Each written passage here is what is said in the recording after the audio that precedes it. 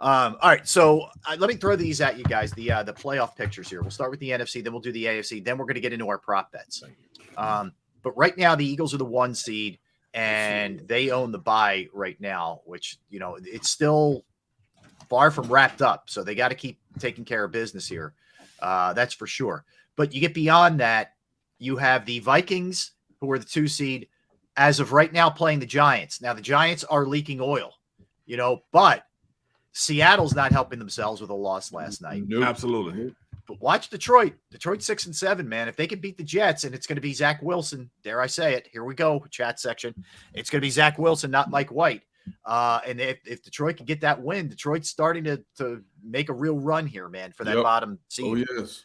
All right, so that would be Minnesota against right now the Giants in the 7 seed. Then you go 49ers 3, Washington 6, Tampa still 4 because they're winning that crap division, and then Dallas is 5. So Dallas wouldn't even have a home game in that scenario, and they could finish 14-3. Pretty crazy, right?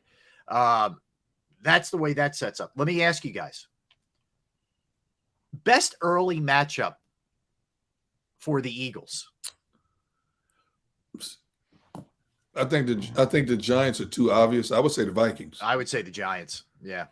First of all, as bad as the Vikings are now, as inconsistent as the Vikings are, Giants are not getting past the Vikings. Heck no. No, they're not getting past the Vikings. Nope. Washington would be a problem. San Francisco would be a problem. I don't think Washington would be a problem anymore.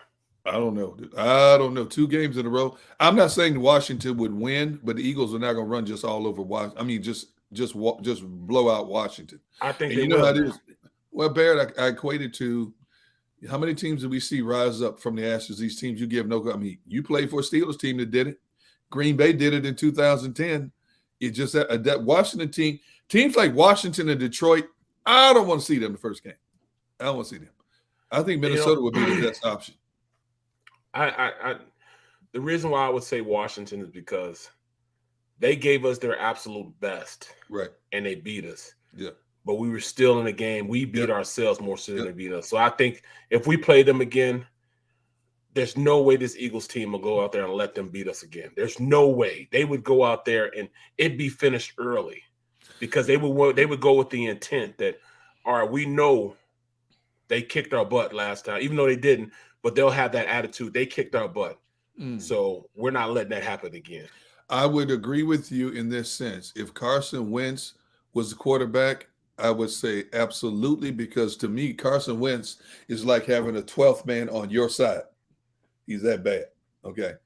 For whatever reason, and Taylor Heineke, now by no stretch of the imagination, is an elite quarterback. They have a different juice with Taylor Heineke under center. Mm-hmm. I don't know what it is about him, but they just play better all the way around for him. And I just think it'll be a nip and tuck type game like that second game was. Well, another thing is we didn't have Sue and Joseph then either. True. So we would beat up on that. They wouldn't be able to run the ball as easy as, and they really didn't run it easy, but they would not be able to keep drives going like they did the last time either. Yeah, I don't see the Eagles turning the ball over 3 times in a game like they did. I don't. AJ Brown's going to come up with that ball most of the time. Quez, it was kind of fluky. He got up, the guy punched it out. Yeah, the Goddard play where he got pulled down by his face mask. Like there was a lot of things that had to happen in that game. Yeah, absolutely. BG hitting a guy late like that. That's what happened. Yeah, right. So I mean, I think there was, it was the lone game you can really say the Eagles shot themselves in the foot. It was all season, and it would take that kind of thing again for Washington to beat them because I don't think they're that comparable talent wise. No, they're not. No. So that's what I'm saying, and it'd be a totally different game. They were going to a totally different. Now they do have a trio of good pass catchers, though. I give them that. No, they don't. Right. Yeah. And great tackles. Great tackles. Yeah, they do. They have some legit tackles. Mm-hmm. But when you look at Minnesota, we won't play them like we played them last time. We won't beat them like that. We'll still beat them, but I think the game, it won't be as lopsided as it was before. Like we just totally dominated that team. Yeah. We will beat them, but we're not just going to totally dominate them like we did before. We would dominate the Washington football team. We would dominate them. I mean, purely dominate them. but we won't be able to dominate Minnesota like we did before. It'll be a street fight, a definite street fight. As long as Ed Donatell's coaching that defense, I'll put my odds on whoever they're playing. Detroit finally exposed them. I mean, seriously, think about it. I've been saying this for weeks. Minnesota has to be the luckiest team in the NFL. Yes. When you think about 6 games, they've got either a turnover at the right time in the fourth quarter, or they score a late score. Look at how many of their games have been decided by one score. It is not just because they were up and held off the opposition. No, they had to come back and win some games. Ed Donatell's defense is like if you try to cup water in your hand and watching water run through your hand. That's basically what it is. Not that you're bitter from his Packer days. No, because that's 15 years ago, 10, 15 years ago. He's doing the same doggone thing in Minnesota that he did in Green Bay. The same thing. He hasn't changed. The reason he's in the league is because he's so well connected. He's been in the league how long? 30, 40 years? A long time he's been around. Yes. And how many coaches in the NFL get jobs because of relationships? Right. I was on the team that Ed Donatell was. By the way, whose dog is going bananas, by the way? That's me telling him. Look at his face. Look at Bear's face. Look at his face. That's the Bear I know that was serious face right there. Yes. Yeah. But as I was saying, before the dog just went crazy just then, he was the defensive coordinator back then, but he had better athletes back then. You know, when I was with Green Bay. Yes. And he could run all that stuff. You know what I'm saying? I mean, he had some horses, bro. He had some horses. He had what's his name? Diggs. Najee Diggs. At one point he had the grave digger. Yep. He had Gilbert Brown. He had Brown in the middle. Yeah. Joseph. What Joe? I forget Joe's last name. Defensive end from the Saints came up. Joe Johnson. That's his name. Joe Johnson. Joe Johnson. In fact, that's what's crazy. Joe Johnson is my third cousin. No kidding. Serious? Right. I forgot his name. Yeah. Joe Johnson, my third cousin. That's pretty cool. He had a defense, man. He Holiday. Man, I tell you what, Butler. So he could run all that. He could run all that stuff, knowing that the guys up front and guys in that defense could play at a higher level than what he was coaching. Right. But absolutely. If we did play them, I think that it wouldn't be a blowout, but we'd beat them still. I think the Eagles would win too, but I think it'd be a competitive game for sure. All right, let's jump over to the AFC. Bills are the 1 seed. Right now they have the bye. Big game against Miami Saturday night. Kansas City 2. New England is now the 7 seed. Baltimore's 3. Miami 6. Tennessee's 4. Cincinnati be 5. Man, Cincinnati could end up on the road if they can't surpass Baltimore in that situation. Baltimore, Huntley will play for Baltimore, which is key. I think that huge. He's playing well. Yeah, that's big. I think he might be playing better than Jackson when Jackson was playing. I didn't think Jackson helped himself this year. He bet on himself, and I don't think he helped himself. Yeah, you know what I'm saying. So, I would agree. Yeah, I would agree for sure. I look at those matches. I'm trying to see if there's any kind of upsets. Like, if Miami gets their act together, could they upset Baltimore? Sure. I mean, they beat them earlier in the year. Baltimore let them come back. I think the same. And it wouldn't be an upset, even though they're the lower seed. But Cincinnati would, in my opinion, smoke Tennessee in that first round matchup. I'm not believing in Tennessee even a little bit. No. I don't even know if I watched that game, to be honest. Yeah. I ain't gonna lie to you. Mm-hmm. Well, you know what? An interesting game, I think, is this Vikings Colts game. Okay. I don't know. I don't know if the Vikings will be able to get up to play this Colts team, man.